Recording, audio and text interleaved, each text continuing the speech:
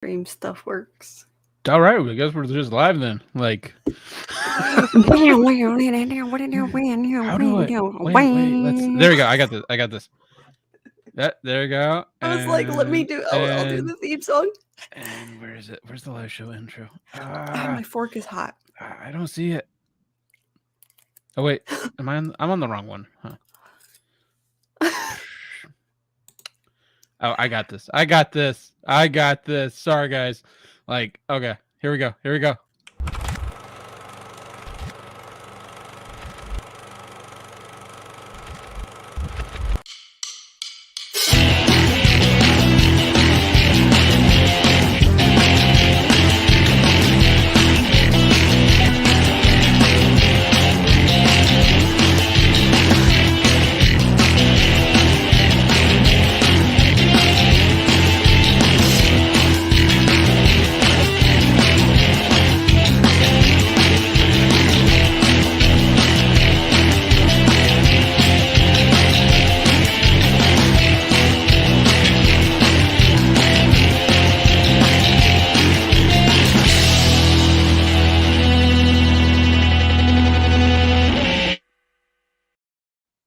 Welcome everybody to the live show. Yes, and as you can tell, I normally host this show, but I do have a co-host, Rachel. Hi. Rachel is going to have to carry this whole show. Yes, because last time Brad hosted, we got a strike. But don't remind them. How are we supposed to know? Don't remind them we got a strike. Anyways, yes, welcome to the Nerd Cores live show on a beautiful Friday. I don't even know what number is this because I believe Aiden or Keon put this together. 203. 203, episode 203. Great. Thank you, Rachel. And yeah, welcome everybody. Glad to be back here. Raul, I miss you. I love you. Take your time, however much you need. Your host chair is not going anywhere. I'm telling you that. But yeah, so everyone, I am Young Yoda, aka Brad, aka host for the time being of this, and co-host of this show going forward for the time being will be the luckiest peach, Rachel. Rachel, how are we doing? We're doing okay. I've had okay? A week. You have had cute dog pictures though, so I've seen that. I do have that. Yes, I've been working a lot. I don't know if we've had a show since this happened a week ago. Last Thursday, I got so working at a dog daycare, it's not just playing with dogs all day. There's a lot to it. There's a lot of other stuff that goes into it. Mm-hmm. But also people apparently are surprised when I tell them that fights happen. Between the dogs? Because you're dealing with animals that can't fully communicate. They're going to happen. There are signs to know that someone's mad, but sometimes they don't show them and it just happens. Yeah, they just my older dog, the one that just passed, Daryl, he would not show aggression to anything. He would just if a dog was pissing off, he would just show dominance and just chonk and put his whole mouth on their head. And they don't get the point they across. Don't even show the signs. They just do it. Yeah. So a week ago I had to break up a pretty nasty one.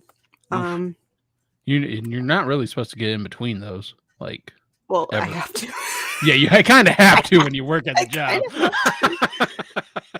Yeah, so it was this new dog. It was his first day. It was his test day. So what we do is we do a small test of a few dogs with the new dog, and then they have a test day where it's a test daycare day. And it was his test day, and he was doing good. And then he was playing with another dog who she plays too rough for him. And they were doing fine, but it was too rough. And he squealed a little bit because dogs do that sometimes. And then these two siblings, they heard that and went into predator mode and just wow. So, yeah. And Gio, thank you for tuning in. Appreciate that, Hi, and thank you Gio. for coming on the first show back of Unstructured yesterday. So Yeah. that was very So fun. I have I don't know if you can see it. All that's Ooh, what's yeah. left. Can you see this from here up was split. I had a pretty big one right there. They're fine now. It was bites from the new dog because like I'm not going to show the video on here because I don't want to get fired. But Yeah.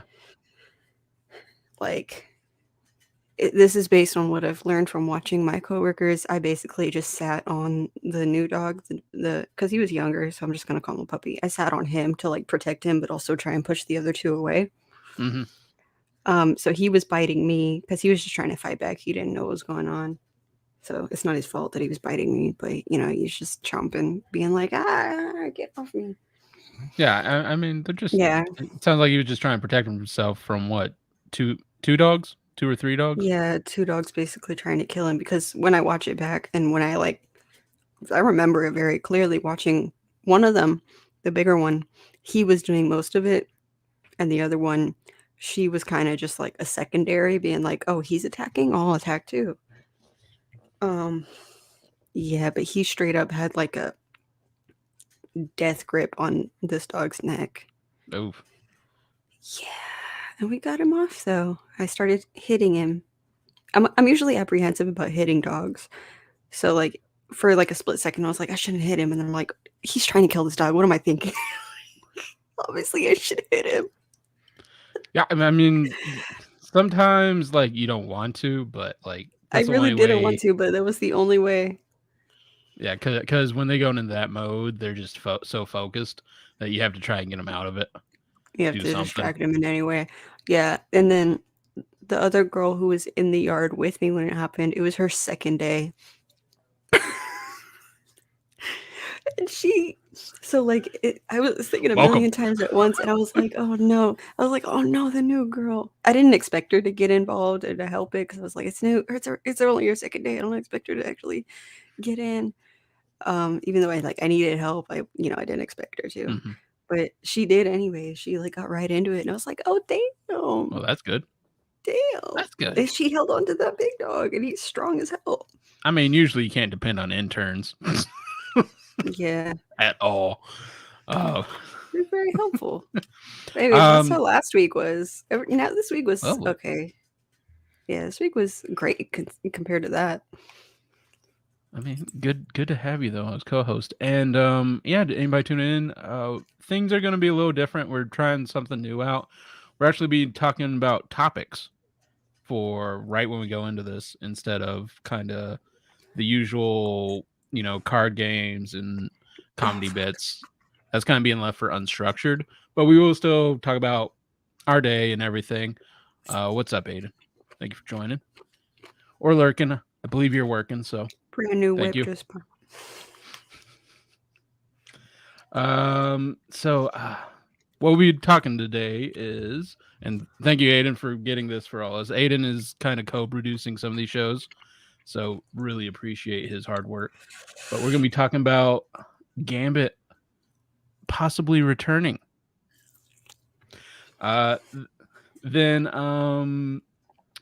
the guy who made Independence Day and some of his comments about Marvel, DC, Star Wars, and of course our main topic being Scream 6 or Scream 2, or I don't know what it is. But those are the topics for today. If we go off sidetrack, we go off sidetrack. This is the live show, so should be expected. But I guess we can talk about Gambit, and I'll pull up the article.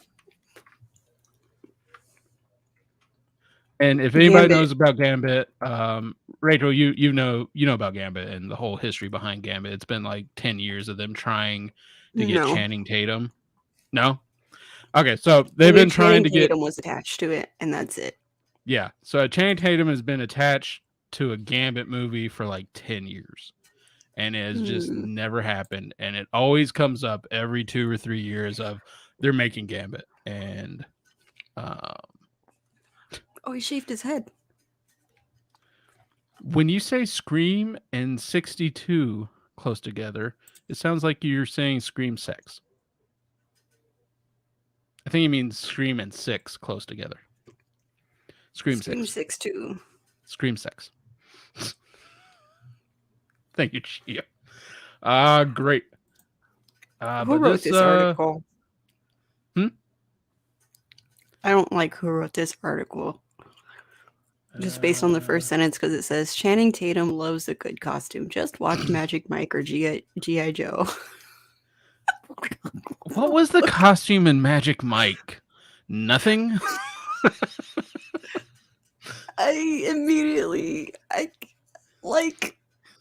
If I didn't know this was Variety, I would have thought that was a BuzzFeed article just based on that introduction to this article. Yeah. This is a Variety article. It's titled Movie Star Returns, Why Channing Tatum is Finally Ending His Break from Acting. This is by Ramin Satoda. Sorry if I just butchered that name, but I'll go ahead and read it. Channing Tatum loves a good costume. Just watch Magic Mike or G.I. Joe. Or his Instagram account in parentheses. Like, is this a real article? Mr. Joe Layden, what the hell? Like, we can barely make it into film festivals. And Variety's over here with parentheses of Instagram. Whatever. In the Lost City, he adds to his ever-expanding lookbook with Dash, a model who graces the cover of a series of romance novels by a best-selling author, also in parentheses, Sandra Bullock, the victim of a kidnapping scheme. In the upcoming Paramount Pictures comedy, Tatum dons an unbuttoned white linen shirt and acid-washed jeans as he shows off his golden locks. Channing Tatum has hair? They're calling that a costume? Channing Tatum has hair? When? I definitely have a Fabio wig, he says over breakfast one morning at a restaurant near his home in Los Angeles. But my inspiration was the man himself that's in our movie, Brad, from Legends of the Fall. Yes, Brad, as in Pitt, makes a cameo in The Lost City, which opens in theaters. This is a horrible article. This is great for content, though. So I can see why Aiden chose this, which opens in theaters on March 25th. I was like, I want the Legends of the Fall wig, Tatum says as his face lights up. I don't even know if it was his hair. He was fucking gorgeous, and I was like, please make me that. The minute he came out of his dressing room, the wig took over his entire person. Is this going to be an article just about like his fake hair? Is that what we're doing today? I don't like the photo that's underneath that paragraph. I don't like any of these the tan, photos. All the beige. Yeah, I don't like much of any of the these barefoot, photos. the beige. But we'll link this article in the content section of YouTube and all that, so y'all can just see what we're talking about. The minute he came out of his dressing room, the wig took over his entire personality, Bullock recalls, laughing. We lost Channing for a moment. Someone has to have great physicality and comedic timing to take ownership of that in a genuine way rather than make fun of it. He embraced what it was, and it was pretty spectacular. All right, Sandra. Before he wore his hair like Pitt's, Tatum had been following a similar career path. In the 2010s, he became one of the biggest movie stars on the planet. Tatum spent his late 20s and 30s churning out one box office hit after another, playing a romantic lead in The Vow, a comedic action hero in 21 Jump Street, and a stripper with abs of steel in Magic Mike. The Jump Street movies are actually really good. The Jump Street movies are magnificent. An autobiographical indie film based on Tatum's early days, an exotic dancer that became a worldwide phenomenon. In addition to the 2005, I didn't know he was an exotic dancer before. Mm-hmm. Huh. In addition to there's videos of it. Oh, well then. Hopefully he made a lot of money. In addition to the 2015 sequel, Magic Mike XXL, the franchise has spawned an HBO Max reality series, Finding Magic Mike, and a cabaret show, Magic Mike Live. Both of which were made through Tatum's production company, Free Association. It's called XXL? Yeah, that's Magic Mike XXL. I've been saying XXL, and I was like, that sounds dumb. XXL. I would say double. Yeah, I usually say double XL. It took me 5 years, 2015. It took me 7 years to figure that out. Oh, well, here to help. But in front of the camera, Tatum was pushing himself too hard and he burned out. I felt like I was the fat kid at the buffet, just working and working and working. He says, I took 4 movies back to back without any time off. I wasn't as good as I wanted to be in those last 2 movies because I didn't have the energy. He singles out 22 Jump Street, though the 2014 comedy received good reviews and grossed $331 million worldwide. Again, this is a Channing Tatum, Jonah Hill movie back in 2014 that made, and a comedy about a really, really old like cop show that made $331 million. And he says he was bad in it. It was made by the same geniuses who made the Lego movie and Into the Spider-Verse. Yeah, I'm just saying the Jump Street movies, like, they're legit. And Jupiter Ascending. Ooh, we don't talk about that. We don't talk about Bruno. We don't talk about Jupiter. He is right. He was not good at Jupiter Ascending, but no one was on that movie. Anyone? No, tomato. The infamous 2015 outer space flop from the Wachowski siblings, in which Tatum plays a soldier with pointy ears and a goatee. Oh yeah, I totally forgot about that aspect. Jupiter Ascending was a nightmare from the jump, Tatum says. It was a sideways movie. All of us were there for 7 months, busting our hump. It was just tough. Yeah, we try to forget about that too. After a 4-year hiatus from multiplexes, he's back to starring in movies again. Audiences are about to get a double dose of Chan, as his friends call him, in the next few weeks. In addition to The Lost City, there's Dog in theaters on February 18th, in which Tatum stars a U.S. Army Ranger who drives across several states to take a Belgian Malinois to its owner's funeral. Now, they don't mention that he was in a Tarantino movie during all this. That he was. Like, well, he was in it. He was in it. He wasn't like a lot in it. To be before I honest, continue I still have not watched it. Let's see what Gio's saying. The article just starts with objectification from the beginning. It's kind of sad. This article is written by a Visco. What's Visco? A Visco? So Visco is, I was gonna say was because it's not popular anymore, but it's a photo editing app that people were obsessively using, kind of like how people used to use Facetune, to make aesthetic stuff, and it became like a sub genre of personalities for straight white girls, and like the Crocs with leggings and an oversized t-shirt fit with like a hydro flask, and like the whole Save the Turtles vibe was associated with that app and that personality type. Yeah. Learn something new every day. Have you ever heard somebody go? No, I have not. I don't remember where it started, but it was part of that meme about Visco girls. Oh, okay. Like you really give me some like young teen writer, 50-year-old white gay man. It is a reminder. It is a reminder that like Hollywood does not give a shit if they objectify men. I know like Ellen, I don't watch her, but I've seen things where like when a male actor person goes on her show for the first time, the second they sit down, she's like, so every time a new guy comes on my show, I show everyone pictures of them shirtless. And I'm like, what's the point? Like, what? Yeah, it's embarrassing for them. That's why Ellen's like not. Why? Is Ellen still on TV? No. They haven't. I don't actually know anymore. Okay. Gio says, "Oh, is Visco a dead app? Well, I feel old because I only ever knew about it because of the internet and not because of my own experience living in high school. Because I'm 25 already. Well, Gio, at least you know it existed. I'm 35, didn't even know it existed. So there you go. Back to the article. The MGM Studios and United Artists releasing movie is a personal story for Tatum on several fronts. It was inspired by the death of Lulu, his beloved pit bull Catalula mix, from cancer in 2018, and it's the first time Tatum has stepped behind the camera, co-directing the picture with his longtime producing partner, Reed Carolyn. Tatum worked overtime as the cameras rolled, carrying every frame of Dog, acting opposite a fictional version of Lulu, played by 3 different dogs. Now, see, I can't watch this movie because it's going to make me cry, probably. I saw it and really liked it, says Steven Soderbergh, who is directing Tatum in Magic Mike's Last Dance. Is there another one? There's another one? Why?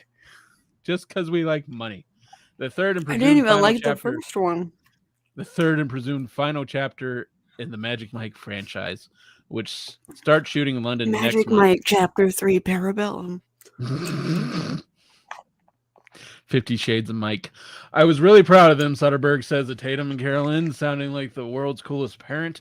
If people didn't know, Channing and Reed were making their directorial debut and saw it without the credits as all the elements of a polished studio movie. I called Greg Jacobs, its producer, afterward and said that looked hard. You know, I don't know if I'd be saying that for a Magic Mike film.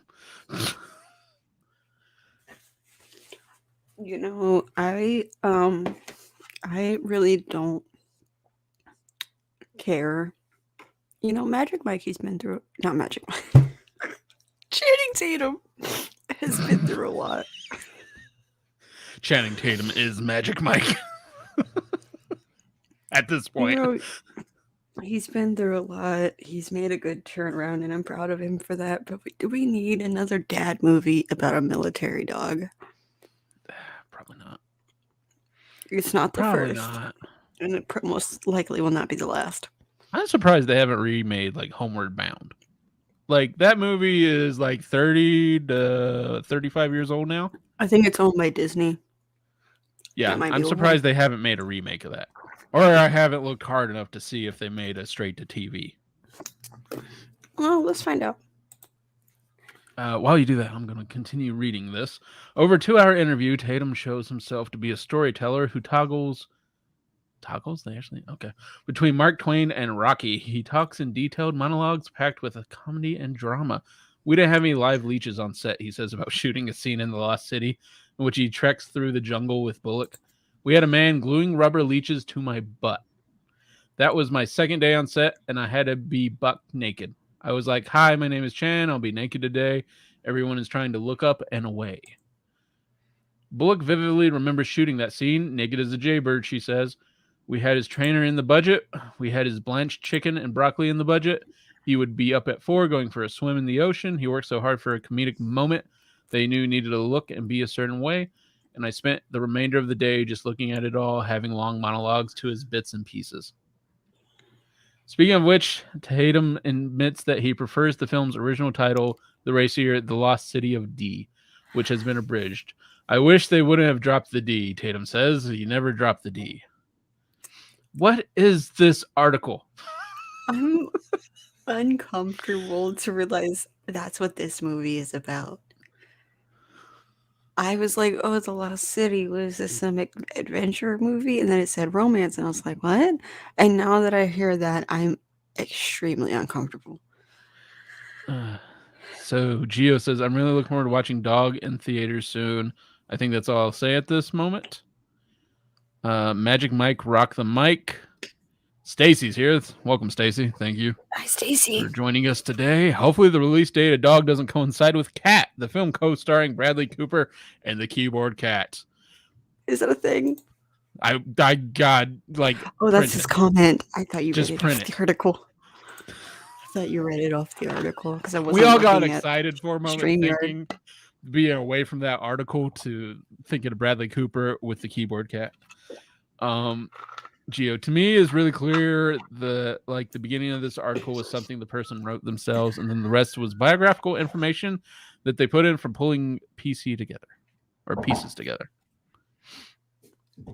That's about what this is kind of rough. During his break from headlining movies, Tatum gave himself time to think about what he wanted. He even contemplated quitting the business in 2018, around the time he announced his divorce from Jenna Dewan, whom he'd met on his breakout movie 2006, Step Up. They share custody of their 8-year-old daughter, Everly, and Tatum is now dating Zoe Kravitz. Do I want to act anymore? Tatum says he asked himself. Was I going to direct? Do I want to be in the industry anymore? I got lucky. I won a creative lottery ticket. I made a little bit of money so I could take a step back and figure out what life is. I'm not liking any of these pictures. Like,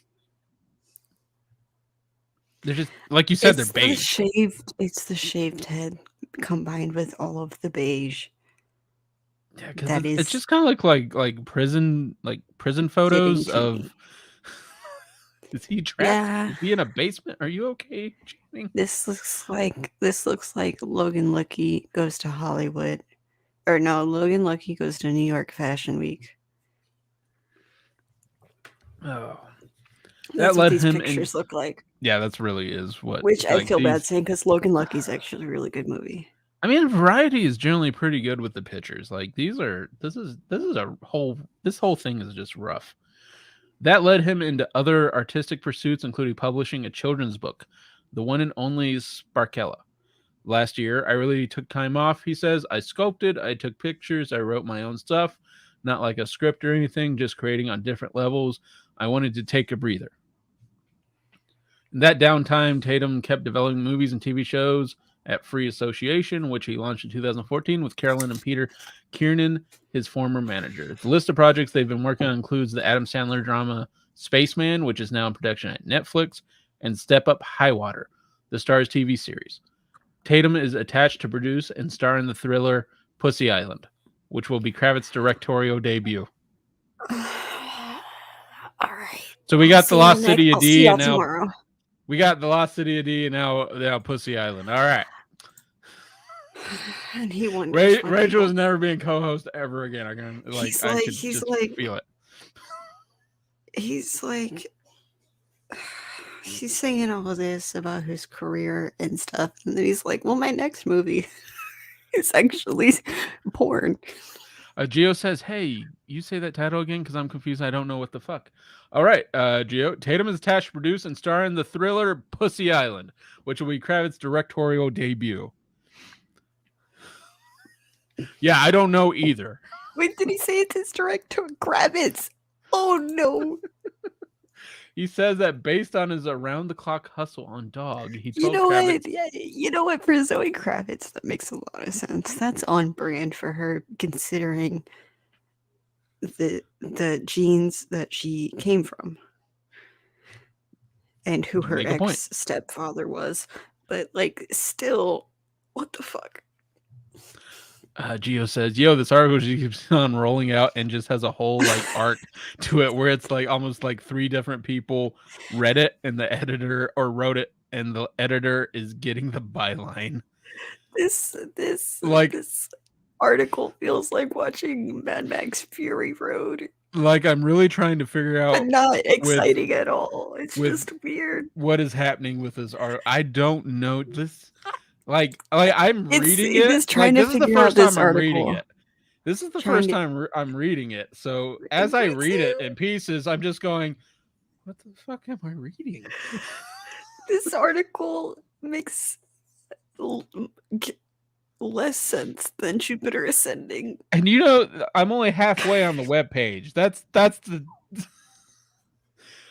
I will continue because we got to get to the end of this. Like, who knows what other movies he's making with, anatomy subjects. Oh, I forgot I have my contacts in. I should not have rubbed my eyes.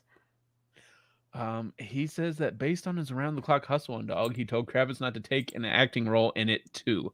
I was like, you'll need double the days, Tatum says. She's a perfectionist in the best possible way. It's a movie about a dog. What is he talking about? Do you ever go so hard on a movie about a dog that you tell your girlfriend, "Hey, no, you don't. You don't need to be in this one. Like, don't worry about it. Don't fucking worry about it. We don't need perfection in this. It's Air Bud 3."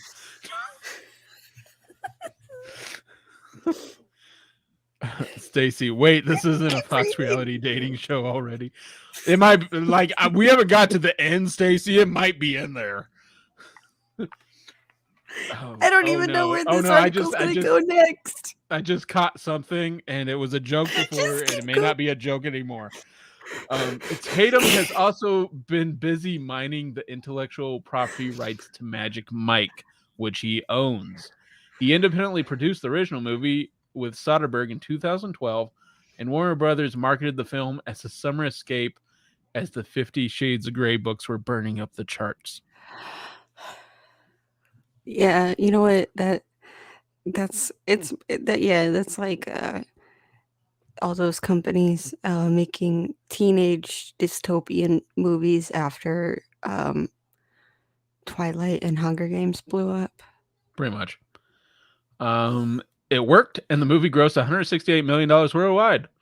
With Magic Mike, Tatum has championed a world of stripping that isn't seedy. These characters have humor and heart, and they stand against toxic masculinity. Just keep going. Is this like the Pretty Woman? Like back in the day, they used to have ads for that. It's like the hooker with a heart of gold. Is that what this is? I think so. Is Magic Mike just Pretty Woman? It's unthinkable that they would ever become involved in something that's mean or cynical, Soderbergh says. I think that's one of the reasons we all synced up. In 2017, Tatum and Carolyn were on the ground producing Magic Mike Live, which launched in Las Vegas. What the fuck? Yeah, I knew about this one already. As a Cirque du Soleil style event. Cirque du Soleil. Cirque du Soleil. I don't know. Whatever the French call it. Pronounced multiple times, but I don't know how to pronounce it myself. And opened in London a year later. Before the pandemic, the show was selling to crowds of 300,000 annually, grossing 80 million to 100 million a year. Full of a lot of middle-aged women. While COVID-19 has put a damper on the live event business, closing productions in Australia and Berlin, Kiernan says that a Miami version will launch later in the year as part of a U.S. traveling tour. Then we're thinking Nashville or New York, he says. Of course, Miami makes a lot of sense for this. Yeah. Seems a very Miami thing. Let's see. This feels like someone to Channing Tatum that this could be the way he gets his Oscar, in the same way that somebody told Ben Affleck that he maybe could get an Academy Award for playing a basketball coach. I will not accept any Magic Mike slander, because not only is it actually good to look at the men, it's also a beautifully shot movie with actual decent storytelling. The second movie, not so much, but I still like it. There's an emotional court while there's bumping and grinding happening. We're slandering the franchising of it. We're kind of, just the whole like they're gonna open a restaurant. That's what's going on here. They're gonna open a chain of Magic Mike burgers. Did you know that Michael Jordan owns a restaurant that's inside of a hotel in Chicago? I believe it. I mean, like Mark Wahlberg has Wahlburgers. Oh no, that's his brother's restaurant. But he's not attached to it. Yeah, he has to own a part of that, or he started. It's a family business. He had the cash. His brother and his mom run it. Yeah, but I'm pretty sure the reality show was his idea. Yeah. Stacy, the Magic Mike Skinematic universe. Geo, like saying something is tackling toxic masculinity when really all it is, and I hate to say it, is reverse misogyny. It just kind of oof. Reverse misogyny really is not the way to describe that, but my brain is tired. I'm trying to figure out my weekend and my homework, and while I'm listening to this, well, thank you. The way the marketing is for the movies is terrible, but Magic Mike itself is not a bad movie. I don't know what's going on with the third movie. I've never heard about it until just now, but you know, let the boys have a restaurant. Fuck it, you know? I've been to a drag show. Pose was all up in my face, but I was eating okay. I mean, some strip clubs got buffets too. Well, not my face, but it did happen in front of me. Also, if you can't tell, I'm using my Fire Stick to make comments instead of typing, because you both know not type this much. You know what? Now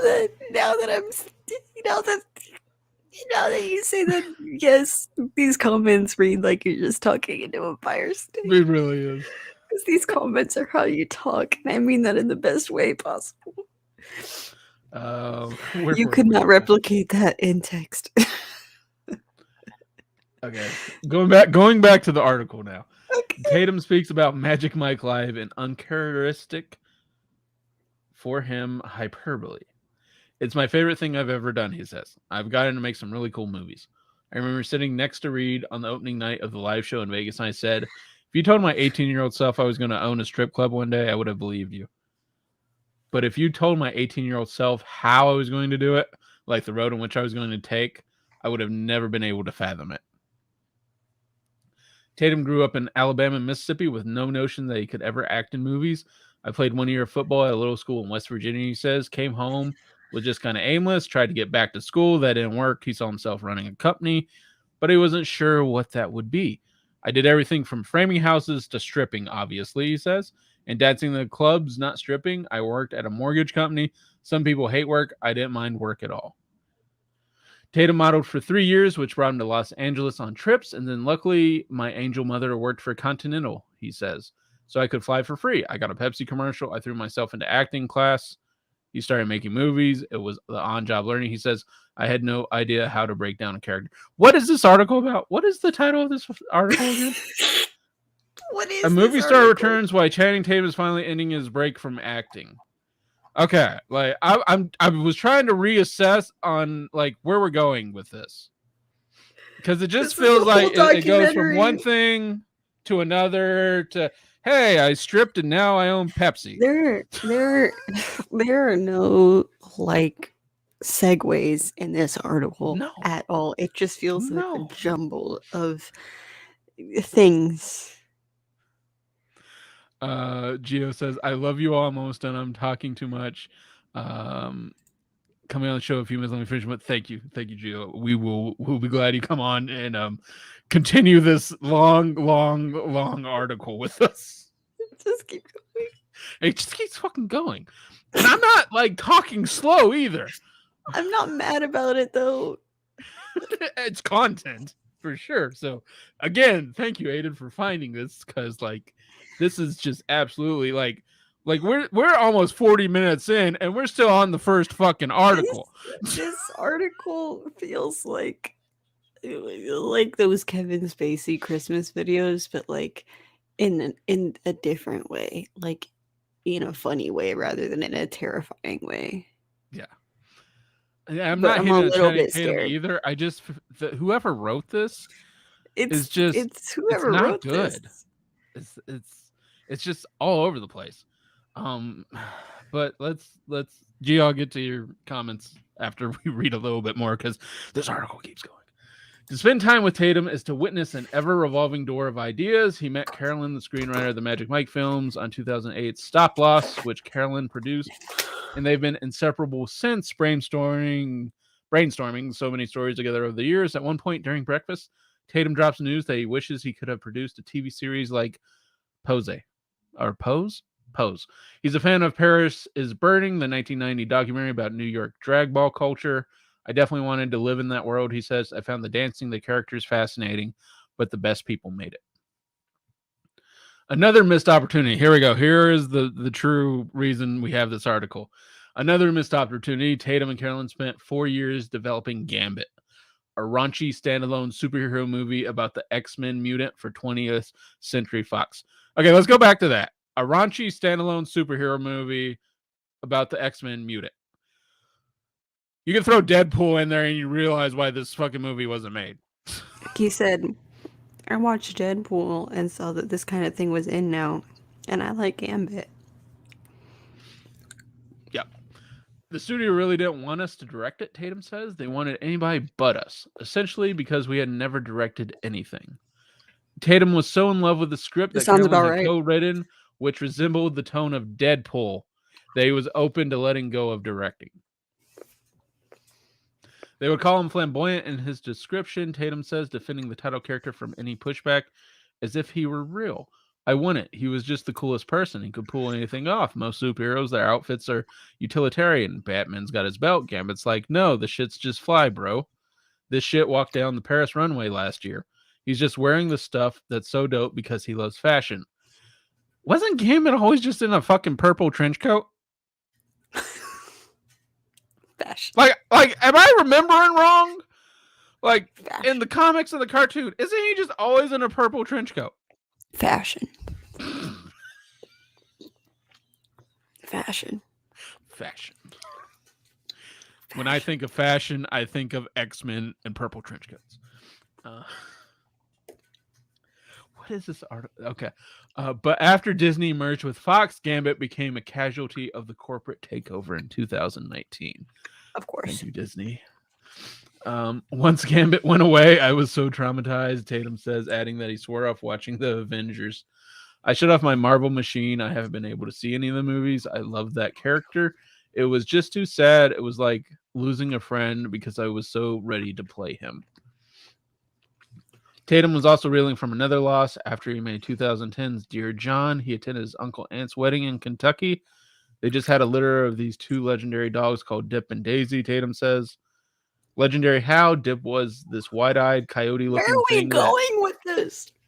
Like we're still like this next sentence. Like we were talking about Gambit. Yeah, and now we're back into dogs. We're talking about his uncle and aunt's dogs. Yeah. Dip was this wide-eyed coyote-looking thing that impregnated every dog for like 100 miles. He'd win any dog fight, and Daisy was this beautiful American pit bull mix. That is not a flex. What is this article? That is not a flex. What is this article? And that's how Tatum adopted his new best friend. I took the runt, and that was Lulu, he says. While she could be a nightmare running to a neighbor's yard, causing her A-list owner to chase after her, crashing barbecues and pool parties, she also had a sweet side sitting on Tatum's shoulder as he drove his car when Lulu was diagnosed with a cancerous tumor on your urethra that metastasized to her bones. Tatum took her on one last road trip to Big Sur, one of their favorite destinations. They sat on the beach as the sun rose. Lulu died the day after they came home, and he was a ball of tears as he told the story to Carolyn. They decided that this could be their next movie together. The original script for Dog was darker and less upbeat. We wrote it as an R-rated comedy with adult themes. What? Ted? Lulu died the day after they came home, and he was a ball of tears as he told the story to Carolyn. They decided that this could be their next movie together. The original script for Dog was darker and less upbeat. We wrote it as an R-rated comedy with adult themes. You were so heartbroken about your dog. That you wrote a comedy with R-rated adult themes. Ted? What? I need that TikTok guy. Carolyn says, but as time passed, we consciously decided let's make it PG-13. Yeah, I think that was a good idea. I think that was a good idea. Time passed and we got over our hurt. We were like, let's make it a PG-13 movie. Let's do what they did with Venom. What the hell happened there? Did somebody else's dog pass? They were like, this can't be rated R anymore, man. Like we gotta take the blood out. The nonsensical humor, like dumb it down to PG-13, like only way. Both of us felt like we had to make it more accessible. I'm just continuing on this long trip of what the fuck. But then what was Gio? This article reads like somebody who the person who wrote it is on tenure. Let's see. Okay, going back to Gio's comment. Gio has quite a few comments. Please don't let that pose thing pass because something is off about the way he's saying this as a white person who's seen as heterosexual in the public eye.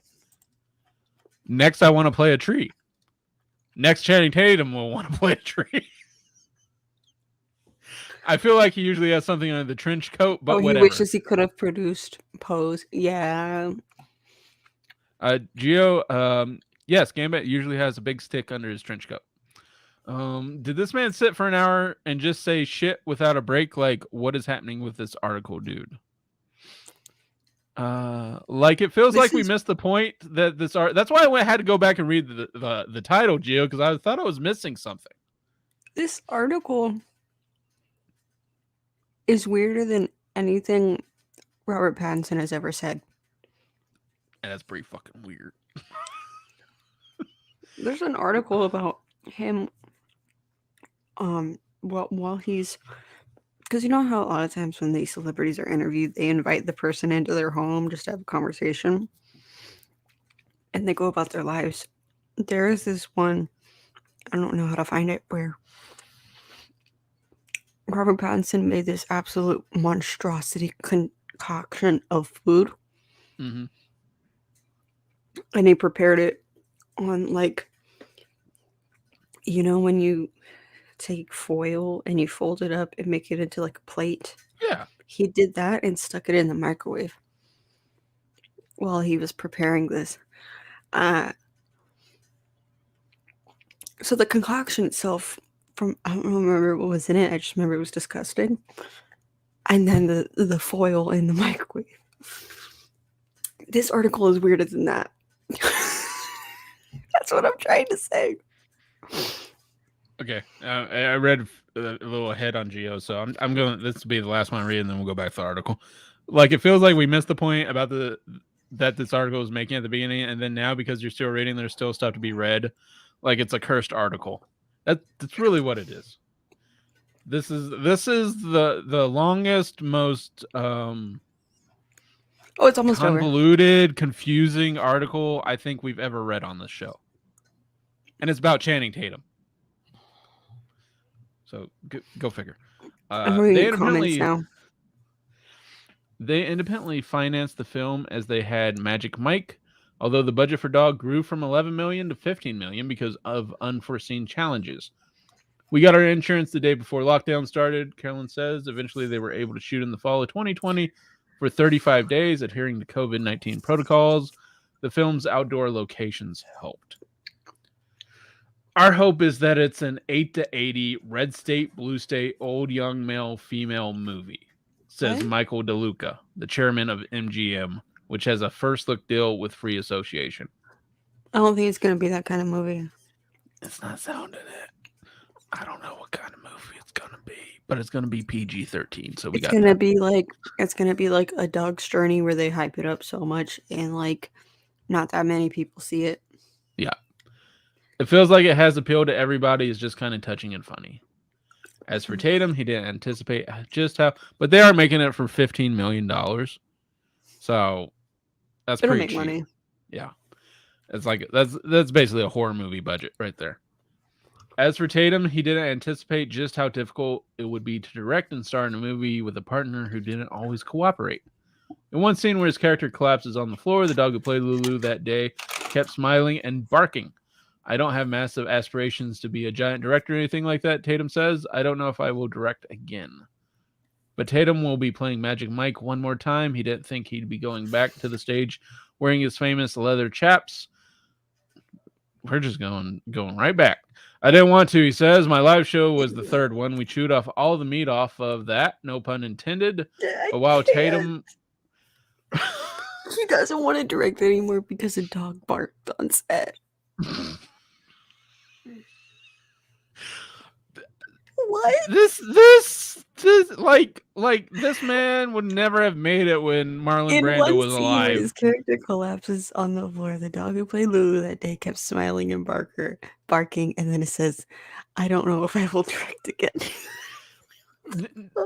Now you start thinking of other directors and actors that have, like, you've heard horror stories about, and they like Francis Ford Coppola and Marlon Brando of Apocalypse Now, where Marlon Brando was supposed to lose a lot of weight. Marlon Brando was just being a piece of shit on that set. Exactly. Like, if you can't handle a dog barking, how you gonna handle shit like that? Can't handle what? It's like, yeah, that dog was just like Marlon Brando. We gotta just put him in the dark and make him say his lines. Okay, I think we're close to the end here, maybe. We are. There's comments too. I don't know if you want to read those. Yeah, You just we'll keep. get to them. We'll get to them. The two projects weren't supposed. We've literally gone 50 minutes on this first article, so we'll probably do Scream 6 after this, Yeah, we and might as well. just be done. The two projects weren't supposed to intersect. Then one night, Soderbergh went to see Magic Mike live in London, and he was floored by the show's themes about desire and how it shatters tropes about what women supposedly find sexy. Soderbergh got on the phone with Tatum and Carolyn that night with a new plan. First, he decided to scrap the musical. I said, we've got to do another film, Soderbergh recalls. I What know exactly what it musical? is. What musical? Did I miss I something? guess a Magic Mike musical. Did they say something about musical early in the article and I didn't know? Maybe. This is the first I'm hearing about a Should musical. we do like Control F and see like if musical I'm is gonna like do it. mentioned? I'm gonna do it. I gotta scrap this musical that we haven't talked about in this whole article. All right, I did it. Let's see.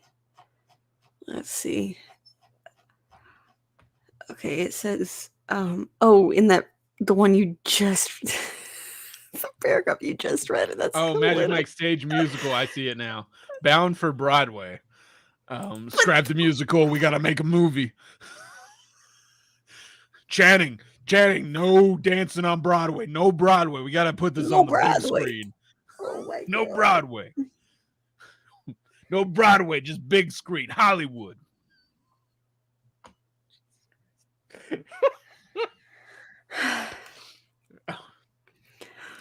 Okay. I need a drink. And what that will be is still a mystery. Although Tatum drops some clues during our conversation. This one's going to be a full dancicle. What is that a fucking word? No. What's a dancicle? What did me opening this bottle sound like? Was it too loud? No, I don't think so. Okay. Anyways, continue. This one's going to be a full dancicle. What is it? That just sounds fun. Dancicle. What is that? Like dancing icicle? This is like a jellicle ball. Ice dancicle. It's the jellicle ball. Or fancicle. Jellicle cats. Whatever. We're going to swing for the fence. I'm going to dance as hard as I've danced in any movie other than Hail Caesar, he says, referring to the 2016 Coen Brothers film in which he learned how to tap dance. I want this movie to be filled with joy and fun. Everybody is like less character, more dancing, so I've listened. And that's where it ends. That's what it ends on. There was like one or two paragraphs about Gambit. Yeah. That's what it ends on, though. I am glad we read this whole thing, though. I am too. But like Queen Weave. What? Michelle, hi. Hi, Michelle. You missed a lot. A whole article. But I am glad we went through this because like generally with these everyone. Before with these articles back in the news days, like 3-4 years ago when we used to do this, we used to just like focus in on certain aspects of an article, and that's probably what we should have done here had I thought about it more. But I'm glad we didn't, because what the fuck just happened? What did I read? I don't know. Like this is a very long article that I don't know what it's about.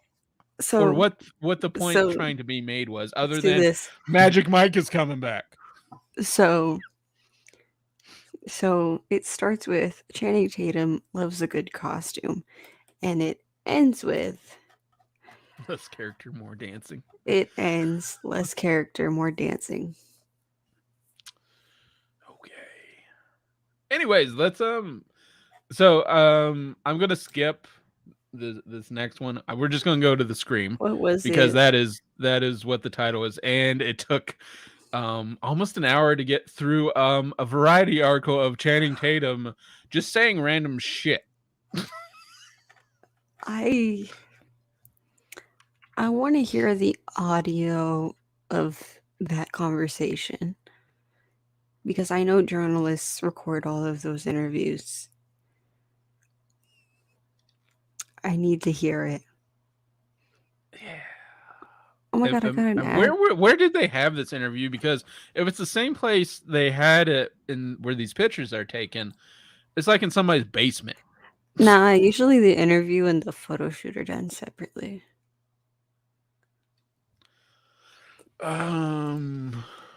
Okay. So we're going to Deadline now. We're going away from Channing and we're going to Deadline will Scream. give us the straight details. We're going to Deadline with Justin Kroll. That Justin Kroll, yes. Scream sequel moving forward at Paramount and Spyglass. You okay? Go up your nose? Yes. I don't know if you heard me drinking, but I always react. I don't know what it is. I can never get used to like that shock of drinking something alcoholic. Like the shock of tasting the alcohol. When you I've never been able to not react. Give it 10 to 20 years. Following the box office success of the latest installment of Scream, Spyglass Media Group and Paramount Pictures have given the green light to move forward with the next installment. Returning for the next film are directors Radio Silence, with Matt Bettinelli Open and Tyler Gillette at the helm, and James Vanderbilt and Guy Busick co-writing the screenplay. Project X Entertainment's Vanderbilt, Paul Neinstein and William Chirac are serving as producers. Creator Kevin Williamson and the third member of Radio Silence, Chad. So are writers or directors now just becoming bands? I was about to say, I was like, what is this? Oingo Boingo? Yeah, like Radio Silence just sounds like a band. Oingo Boingo with Danny Elfman. Creator Kevin Williamson and the third member of Radio Silence, Chad Villela, are executive producing alongside Spyglass's Gary Barber and Peter Oyatagiri. Working with such a wonderful and talented family creators in the lineage Wes and Kevin so expertly built has been a thrill of a lifetime, and we're so excited to bring the next chapter in the Scream saga to life, said Radio Silence. Principal photography is slated to begin this summer, keeping with the franchise tradition. Plot details are under wraps. We're tremendously grateful to the fans around the world who enthusiastically received our film. We can't wait for audiences to see what Radio Silence writers Jamie and Guy and Project X have in store for our Woodsboro family, said reps for Paramount and Spyglass. Insiders say that following the film's recent opening weekend success, both Paramount and Spyglass we're quick to get all parties together and sign off on bringing both Radio Silence and Project X back. Vanderbilt and Busick said, "Is this real life? Getting to collaborate once again with our friends on the next installment of the Scream story is more than we could have hoped for. We are overwhelmed that we get to continue to play in the sandbox that Kevin and Wes created. It is, as Ghostface would say, an honor." Scream earned a certified fresh score from Rotten Tomatoes and recently surpassed the $100 million global box office milestone. Directed by Bettinelli Open and Gillette and written by Vanderbilt and Busick from characters created by Williamson, the horror film's cast included Melissa Barrera, Kyle Gallner, Mason Gooding, Mikey Madison, Dylan Minette, Jenna Ortega, Jack Quaid, Marley Sheldon, Jasmine Savoy, Brown, and Sonia Amar. Joining the original films, Courtney Cox, David Arquette, and Nev Campbell, Williamson, Villela, Barber, Oya Tagari, Ron Lynch, Kathy This is just names. Kathy Conrad and Marianne Medellina served as executive producers. And I see Gio. I've been trying to get to Gio, but just continue. And here is our ho-host. Welcome, ho-host. And I think I have one more paragraph to go. Scream is a long-running genre-busting horror franchise that generated 4 feature films, including Scream, Scream 2, Scream 3, and Scream 4, all directed by the late Wes Craven. Wes Craven died. Yeah. I thought he was still alive. No. I think that might be Ridley Scott. The Scream series went on to gross more than $600 million in worldwide box office. Is this a reference? He does look like Ridley Scott. I'm just saying. All I've white never men all seen look this. the same, okay? Williamson wrote Okay, the so original film as well as Scream 2 and Scream 4. I was looking him up as you when you said his name because I was like, he died. I didn't. First of all, I didn't know he was old, like this old. I thought maybe this was some. It was gonna be some Oh guy yeah, in his 40s. Wes Craven was old. And then you said Ridley Scott, and you said that as soon as I clicked on the Wikipedia article, and all I see is this picture of him, and I'm like, yeah, that's Ridley Scott. Ridley Scott is also very old. Gio, welcome. How are you doing? I'm good. I'm planning legit was planning my weekend. Oh, there you go. Shit. Being like, I got a lot to do. And so I put a sticker up that says good things take time. Well, it's Wes actually Craven? grammatically incorrect. It said good things takes time. But I wish they would have taken more time on that Channing Tatum article. I didn't know. I don't. That article is both the best and the worst thing I've ever read. It's worse. It wasn't the worst thing I've ever read, but yeah. See, this is maybe on the confusing show. my entire perception of things because I did not know that Wes Craven also did Nightmare on Elm Street and The Hills Have Eyes until just now. Wow. Yeah. Yep. And Vampire in Brooklyn. See, I thought this was going to be some This man is in his like 40s. the guy. I thought it was going to be like a Sam Raimi thing of like, oh, he made Scream and now he's whatever. No, this is an icon. A body of work. Wes Craven did a lot. This is especially this in is horror. this is some I mean, has anybody seen Give me a minute. Has anybody seen the new Scream sequel? No. Why would I? Like I haven't. The first movie. No, we had this conversation yesterday. We had this conversation yesterday, Gio, where you were writing down literally things to watch. Yeah, go watch that. Okay. Go watch that. Okay, We won't open that up again. I remember what I was going to say. This is some Sondheim level shit. Yeah. Is what I realized. I forgot the name Sondheim. I was like, Steve.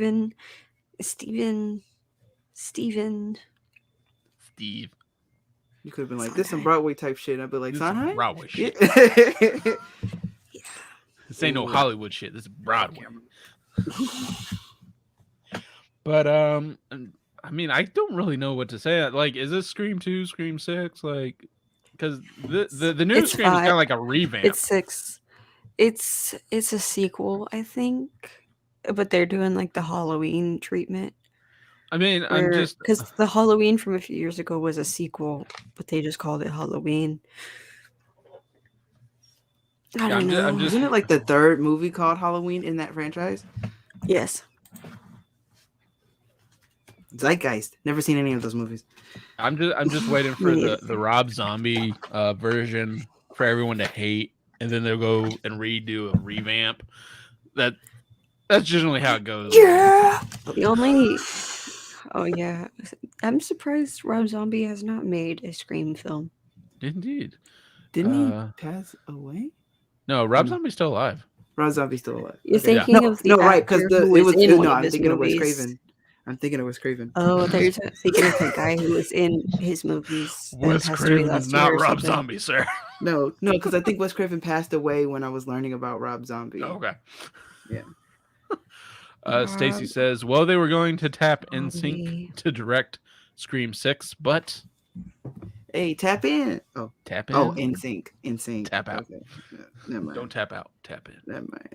Not Sweetie. Hit that subscribe button. The opposite of Sweetie. Filmography. But I don't like I like the original Scream, but I haven't really been tuned in to anything else after that, other than the Scary Movie franchise. Well, don't tap out. Tune in. Don't tap out. Tune in. Brought to you by AdamandEve.com. Rob Zombie has directed. Love. You go to AdamandEve.com/ Rob Zombie has directed 10% off with our code. A Halloween film. He also acted in both Guardians of the Galaxy films. Who? Ooh, Rob Zombie. Ah, okay. That's another one of those like big names. A voice cameo as a Ravager. Oh wow. And he is currently working on a reboot of The Munsters. I mean, I'm glad that Scream is moving forward. Like, it's one of those horror movies that's kind of fun. At least the original one was. So it's good Yeah, I that liked it's the found original another one. audience in this new generation, and I will say I watched really the need to first watch the new one. for the first time a couple months ago, or last month, I don't remember. And I know that movie kind of spawned a lot of people to be big fans of Matthew Lillard, and he's a cool guy. He's a good actor, Mhm. but I don't understand how people get attached to his character because he was just a piece of shit. I was like, what do people see in this character? Like, what? I was so uncomfortable the whole time. I was like, y'all are into dudes like that? They're just like making obscene jokes to their friends. Yeah, those were the 90s. Because I had a friend like that a few years ago, and that friendship did not last very long. So, I don't know that, like, but there are when some you call your characters that are friends meant to be hated. objectifying you, you're just like, get away from me. There are some characters in horror movies that are just meant to be absolutely hated because you're just waiting for them to get killed. I mean, well, do y'all remember that one movie that had Busta Rhymes in it? Busta Rhymes was in a horror film. Yes, I do. What was it? Was it Leprechaun? Was it a Leprechaun? No, it was not Leprechaun. No. Like, I'm just like guessing it was because Leprechaun in the Hood the it? concept just seems so Nobody wild. say anything yet. Nobody say anything yet. I remember, okay, when Shasta Goes to the Movies still existed, we talked about this. He was in a Halloween movie. He was. Do you remember which one? I'm remembering this as I was saying. Let me. He was in. Was he in H2O? No, he was in Halloween it Resurrection. Resurrection. No, he yes. was not. I remember this. He was not in my favorite. Not in the Jason X movie. So now that we're going down this spiral, I'm going to tell you. There were 10 episodes of a podcast called Shasta Goes to the Movies that I co-hosted a couple of years ago. And one of the names of one of the episodes is quite literally Busta Rhymes is the king of horror. Because we talked about that. Another thing that I'm thinking of now that we're on this topic is Joe Russo just accomplished something I've been meaning to do for years. He just did a 2-day marathon of all of the Leprechaun movies. What? Why would you do that? Why? Joe Russo. I guess. One half of the brother duo who fucked up the character arcs with Endgame just did a 2-day marathon. Just drop that shit. And just go on. And just drop it and move on. No, I'm not. Look at us fired. Just drop. I remember I saw he watched a couple of them, and I was like, I'm gonna go look at his diary, and then I look at it, and it says, okay, January 30th, Leprechaun. January 30th, Leprechaun 2. On the 31st, both Leprechaun 3 and Leprechaun in Space. And then on the 1st, Leprechaun in the Hood, Leprechaun Back to the Hood, and Leprechaun Returns. And then on the 2nd, Leprechaun Origins. He straight up, okay, so it wasn't 2 days, but he watched 3 Leprechaun films in one day. I'm going to do the same thing, but I'm going to do it with Ernest movies. I can't judge that because I've been wanting to have that marathon for a long time now mainly because I was terrified of Leprechaun as a kid. So that's kind of me just like getting back at my childhood and being like, fuck you, I'm gonna watch all these. I did that with Child's Play. I love Child's Play now. The first one, I haven't seen the other ones actually. But I'm doing that with Scream now when I watched it last month. But the fact that I'm seeing that Joe Russo did this is where it's breaking me. The fact that it was Joe. I mean, and those let's Joe Russo watched be Leprechaun, and then it's like, oh no, he just watched all of them. And let's be honest here; those movies aren't good. They're horrible. They're like on legit one hand, horrible. it's funny when respectable directors like that do that shit. But on another hand, I'm like, why did Joe Russo just watch every single Leprechaun movie in the span of 4 days? Because when you have money and time, you are bored. That's true. I've decided that his Letterboxd account is more entertaining than Sean Baker's, Damn. solely because of that. But we're not gonna we're at all, because like I just thought he was like, I do the thing. He started reviewing them more often now. He just doesn't rate them. Oh good. He started putting reviews now. I Yeah, remember. at the very least, he'll put tags of where he watched it and what medium it was. Okay. Yeah. But on the rest no of way the am I list, slandering Sean Baker. Let me make sure that's clear. Sean Baker's a nice guy.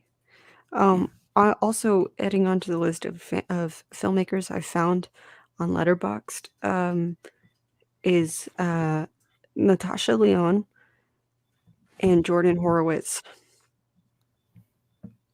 That's it. There's not that many. No, wait, Jordan Horowitz, not Joshua Jordan Horowitz. Jordan Horowitz. What is Jordan Horowitz then? Like movies? I think he was in La La. He was the La La Land guy. Haven't seen it. He was no. He was the guy at the Oscars who was like, "Wait, no, it was a mistake." He produced it. He was the one that was like, "It's a mistake," and he was holding the. He was that guy. He was the guy. He was the guy who revealed that it was an accident. Ooh. Gotta get that guy on the Lucky Peach. Okay. So I think we've come basically to the end of this episode. I will ask, would y'all look forward to a Gambit movie? Does anyone know what the hell happened in that article? No. Not at all. I know. Look, I can tell you legit what happened. Y'all kept reading. That's what happened. The article was not going to stop until you finish. Like, it was going to suck everything out of you, body and soul. We had to get to the end though, Gio. It was like digging. It was like digging a pit of just wondering, where does this lead to? We realized it led to nowhere. Uh-huh. Have we lost viewers? No. No. Other than me coming on, it was like, we haven't lost viewers. It's hilarious. Yeah, I'm like, because the whole point is like, that part of the article would have been like, hey, this movie, blah, blah, blah, Gambit. But you're like, the point of this article is actually Channing Tatum. And so we actually don't have anything to talk about, really. The Gambit part in this whole long ass article is one paragraph of like 3 sentences. The part of it that makes me even more upset is that earlier today while I was at work, I went on Twitter and I saw it was trending. He was trending and it was like he was traumatized by the whole Gambit thing. And I was like, okay, that's kind of odd, but whatever. That's not even what you said. And now that I know that came from this article where we talked about Gambit for maybe 2 paragraphs. Yeah. But that's not the worst part of this article. The worst part is he was going to quit directing after he first started because the dog wouldn't stop barking. Because the dog barked on set, and it just Tatum. Like I know like Stanley Kubrick and like Francis Ford Coppola, Mr. Tatum, and just all these other directors who have had to deal with like Kubrick had to deal with the craziest of like actors, and it's a dog barking on set. Mr. Tatum, for the last week, I have had to sit inside of a room with a lot of echo, with a lot of dogs that bark all day.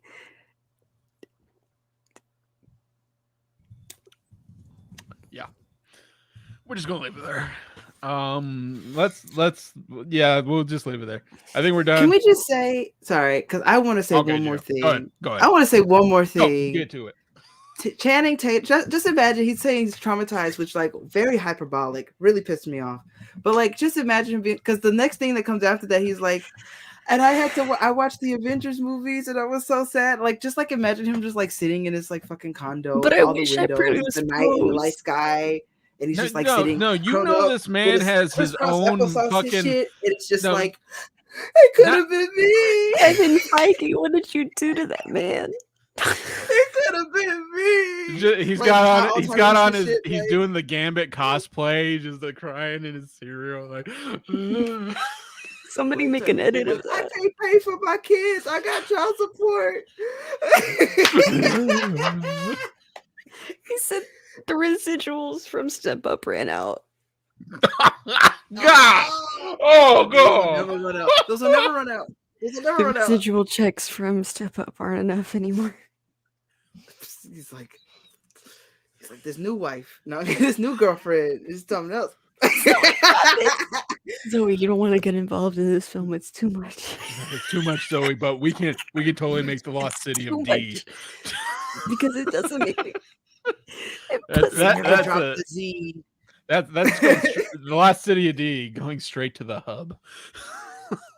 I was so, I thought it was going to be a Tip hub. legit like thing when it said the Lost City and then it said the Lost City of D, and I was like, what? What? No, what was it? It was the Lost City of D and then Pussy Island. What? Listen, this whole episode was just like we talked about Scream, Mr. but did we? A Tatum. little bit. Like we're This is excited. the Like life I and am times of glad Channing Scream Tatum. exists. See, see, this explains just how confused I've been since we started reading that article, because the link to the article, I thought we were going to be talking about the Gambit thing. I tell you, here's kept the reading. thing, though. Otherwise, Here's the you thing, read though. it, Is and I told you didn't at the read first the minute you article need it, and you were before. like, this is too much. Had I thought read the we were article talking about before, Gambit.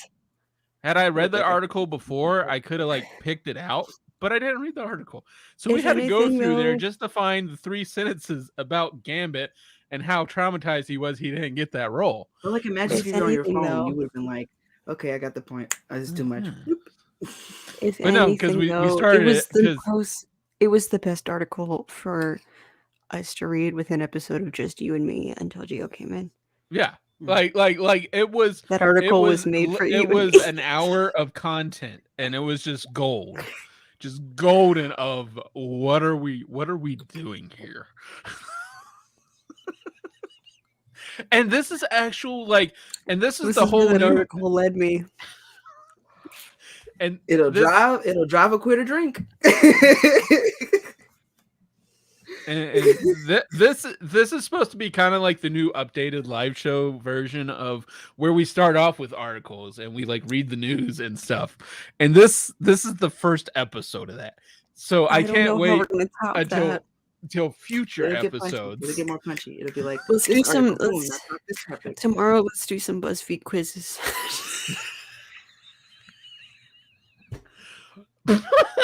Unstructured. Unstructured. We gotta do that on unstructured. Like Brad, yeah, I'll we do gotta, that with we you gotta on find a Unstructured. time and date to do that. I'll do that with you. Yeah. I haven't looked at a BuzzFeed article since high school. I would love to do that. But we've Let's really do it got every day. we've really Yeah, got to I'm- call it a day. So let's go ahead and plug it up, Gio. Please, sir. Hi, I was in the comments for most of this today, but I was just like, God damn, just speaking my whole life in those comments. You can follow me on Twitter at MediaMartyr17. That's MEDIAMARTYR17. Linktree in the description on Twitter for all the places I am on the internet. Share Club Pod is coming back in March. Survivors of Flame is coming back soon. We don't have a specified date yet, but I do have a target in my mind. A great time to get into both of those. I'm I'm even more appreciative that the fact that I have been able to make my dreams come true, because I didn't realize that I was the person that I wanted to, that I had already become the person I've wanted to be my whole life, of just like having friends, creating content, and like having life experience, and like I'm graduating school soon. So it's like, anyway, so yeah, it's a great time to come in, because 2022 dreams will come through. Indeed. Thank you. The future The future is great. At least in our group, like I feel that we making moves. we're good. Rachel, please plug it up. You can find me everywhere at Lucky Peach, LVCKY Peach, as well as every Tuesday, noon Central Time. New episodes of the Lucky's Peach podcast. This week's episode was Streaming Wars, and I started off February going over everything releasing on streaming services, in theaters, and in the Criterion Collection this month. And I also lost my mind quite a bit during this episode of Stream Wars, so if you should go listen to that because it's very entertaining. It got to the point that I was just mad at myself for being confused. You can also go to Ko-fi.com/theluckiestpeach, and there are stickers available. Woo woo woo woo woo. As well as I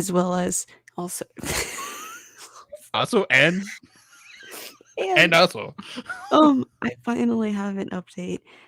The website, the Luckiest Peach website, will most likely be finished within the next week. Finally. Very cool. Very cool. Exciting. After months of putting it up because I was very confused by WordPress, and then the other day I just forced myself to sit down and figure it out so that I could make a professional website for myself, for my portfolio. And then I figured it out through doing that, and then I was like, okay, I can start on the Peach one. So now I'm doing that. Amazing. Thank you both for being here. Thank you both for being here with me today to help co-host and ho-host. And you can find me at randomgerm101 everywhere, thenerdcore.com, at thenerdcore_ on Twitter, at thenerdcore everywhere else. And I'm not going to go through because I can't remember. Raul remembers all the Patreons, but check out our Patreons at the end of this. Thank you to all of them. Thank you to all our listeners out there. All our Patreons, all those who joined us in chat, which was mostly Geo, but thank you, Stacy.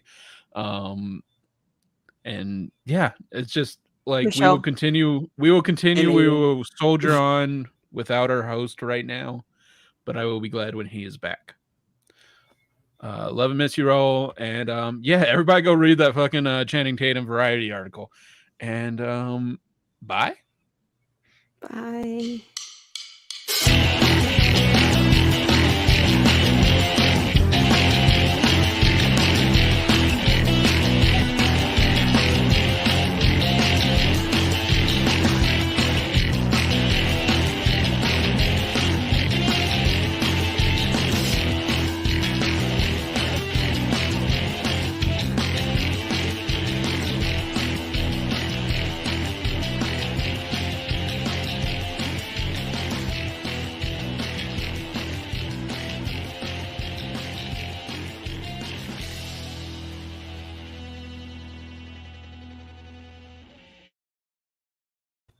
Y'all, I gotta pee so bad. It's gonna be next season on Total Drama Island. Total Drama Pussy Island. Lost City indeed. So much better. Bye, everybody. Drama Pussy Island.